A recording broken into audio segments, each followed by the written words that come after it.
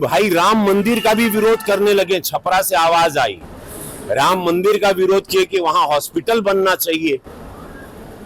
तो वही विरोधी आज बिहार सुन ला हो। भाई मैं धर्म के विरोध में कभी नहीं रहा और मैं धर्म के विरोध में नहीं, आज भी नहीं हूं। लेकिन लोग जो धर्म के नाम पे वोट मांगते हैं, जो धर्म के नाम पे लोगों को भड़काते हैं, मैं उनका विरोधी हूं। भोजपुरी सिनेमा को भोजपुरी में काम करके हिंदुत्व का नाम लेके सब कुछ किए, कमाए, खाए। आज भोजपुरी इंडस्ट्री बंद हो गया। आप सिर्फ मंदिर मस्जिद बनाकर लोगों को कितना रोजगार दोगे आप? श्रद्धा दिल में होता है किसी भगवान के लिए, मंदिर में भगवान नहीं होता है, हमारे दिल में होता है, उत्पन्न होता है, तब हम मंदिर जाते हैं। मेरा विषय वो है। भगवान कृष्ण ने जब कहा, युद्ध चल रहा था महाभारत का, ये प्रकरण पूरे विश्व के सनातनियों को याद है और पूरा बिहारो सुन ले। जब युद्ध चला तो अर्जुन कहा कि ये भगवान सामने भाई है, चाचा है, परदादा है, काका बा, छोट भाई बा, वो पटीदार है, क्या करे?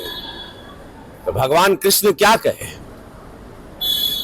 कहे जब पटीदार, चाचा, काका, भाई, बहन जो भी तुम्हारे समक्ष है युद्ध में, वो अधर्मी हो गया, वो सनातन के खिलाफ हो गया, वो स्वार्थ में चला गया, तब चूको मत, बाण चलेगा।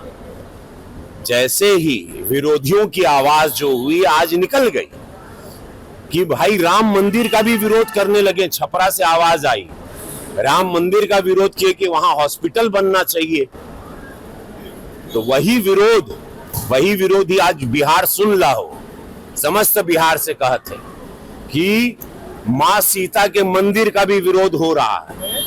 यही विरोध, यही पार्टी, यही विरोधी चेहरे यूपी में भी किए, लेकिन मोदी जी, योगी जी कड़क वहां खड़े रहे। पूरा सनातन धर्म खड़ा रहा। माननीय सुप्रीम कोर्ट ने सब कुछ पक्ष को देखा और वहां भव्य मंदिर 500 साल बाद बना। अब मां जानकी का मंदिर भव्य बनने जा रहा है। ये विरोधी यहां भी मुंह उठा रहे हैं, जितने एनडीए के विरोधी हैं। तो मैं आप लोगों को सचेत कर देना चाहता हूं, इन लोगों की जमानत जब्त कर देना।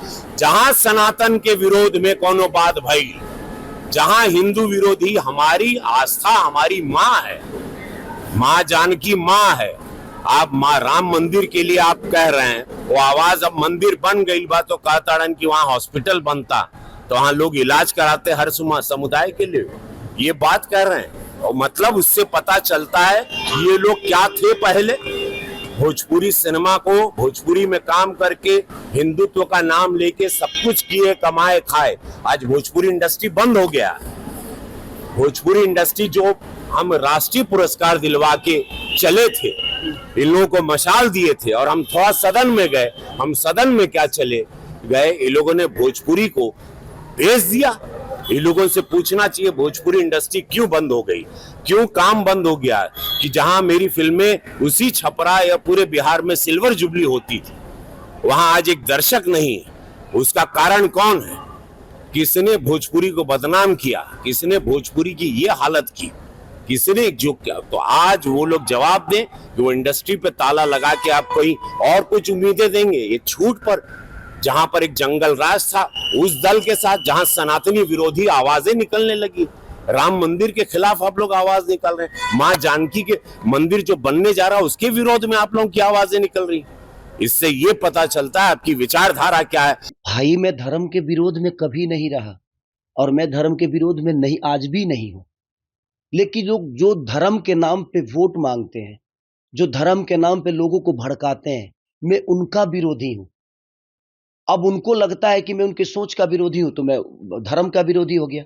मैंने राम के बारे में थोड़ी कुछ कहा। मैंने बोला कि भाई मंदिर जरूरी है, बट कॉलेज भी तो जरूरी है, शिक्षा भी तो जरूरी है, अस्पताल भी तो जरूरी है, लोगों के रोजी रोजगार भी तो जरूरी है। आप सिर्फ मंदिर मस्जिद बनाकर लोगों को कितना रोजगार दोगे आप? श्रद्धा दिल में होता है किसी भगवान के लिए, मंदिर में भगवान नहीं होता है, हमारे दिल में होता है, उत्पन्न होता है, तब हम मंदिर जाते हैं। मेरा विषय वो है कि मंदिर बनना चाहिए। मैं ये नहीं कह रहा हूं कि मंदिर नहीं बनना चाहिए, मंदिर बनना चाहिए, लेकिन मंदिर के साथ साथ लोगों का ख्याल भी। आखिर बताइए, आप मंदिरें बना दे और लोगों के पेट में अन्न ही ना दे तो भूखे भजन होता है क्या? और रवि भैया के बात के लिए तो आप बिल्कुल कुछ मत कहिए। वो तो जीने के लिए कुछ बनाते नहीं है, वो तो मरने के लिए बनाते हैं। आपने उनका बयान सुना हो गया, माननीय आदित्यनाथ योगी जी के सामने बोल रहे हैं कि तुम लोग अगर यहाँ पे जलोगे गोरखपुर में तो सीधे स्वर्ग में जाओगे। तो वो जीते जी आपको कुछ नहीं देंगे, मरने के बाद का प्रोसीजर उनका जो है वो बहुत प्यारा होता है कि आपके चैन से जलने के लिए वो व्यवस्था करेंगे, आपके जीने के लिए वो कोई व्यवस्था आपको नहीं देंगे। वो कुछ भी बोल सकते हैं, वो महादेव है भाई और हम लोगों के बड़े भाई है और उनका विचारधारा अलग है। तो आपने सुना होगा ना, और उस पे आदित्यनाथ योगी जी हंस रहे हैं क्योंकि उनको भी लग रहा है कि ये जोकराई चल रहा है। कौन आदमी बताइए मरने के बाद ये सोचता है कि मैं जलूंगा तो गोरखपुर में जलूंगा तो स्वर्ग बन जाऊंगा? ऐसा तो नहीं कि वो स्वर्ग का सीढ़ी है, उन्होंने जलने के लिए वो चीता बनाया है कि स्वर्ग का सीढ़ी बना दिया है? रावण तो स्वर्ग का सीढ़ी बना नहीं पाया, लेकिन हमारे रवि भैया ने स्वर्ग की सीढ़ी गोरखपुर में बना दी है। अब जिसको जलना है आप उस स्वर्ग के सीढ़ी पे जाकर बैठो, आप जलोगे सीधे स्वर्ग में चले जाओगे। तो छोड़िए, वो बड़े भाई है भाई, वो कुछ भी बोल सकते हैं।